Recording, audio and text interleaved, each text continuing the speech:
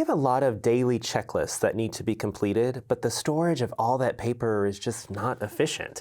I wish we could go digital with some of our daily processes. That happens a lot, and then some folks even take that information from a form and then manually type it inside of Microsoft Excel. Microsoft 365 gives us several tools to be able to go through that digital transformation. In this course, we'll learn how to input the data, even edit the information, and present the information. We'll start by creating a form from Microsoft Excel. Well, that sounds exactly like what I'm looking for. Let's get started. First, I'm going to open Microsoft Excel online. Let's start with a blank workbook. On my Insert tab on my ribbon at the top, I have the option for Forms. I'm going to add a new form.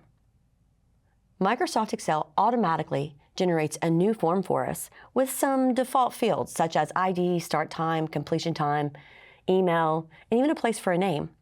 To customize that, I'm going to click on the option that says Open Form. So Thor, what type of list do you use most frequently? We have a safety checklist that has to be completed at the end of every shift. Okay, let's name this Safety Checklist. Let's add a description. At the end of each shift, complete the safety checklist. So what information do we need to collect first? Today's date.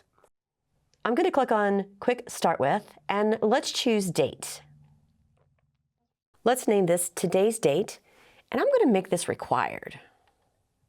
The next thing I need to know if this is the first, second, or third shift.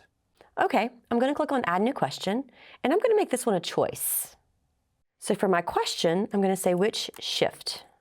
Option 1 is going to be first. Option 2 is going to be second. I'm going to click on Add Option, and now add third. Okay, I now need to know if all tools are cleaned and stored properly. Okay, let's add a new question. This is also going to be a choice. I'm going to add the question, are all tools cleaned and stored properly? Now, Microsoft Forms is pretty smart.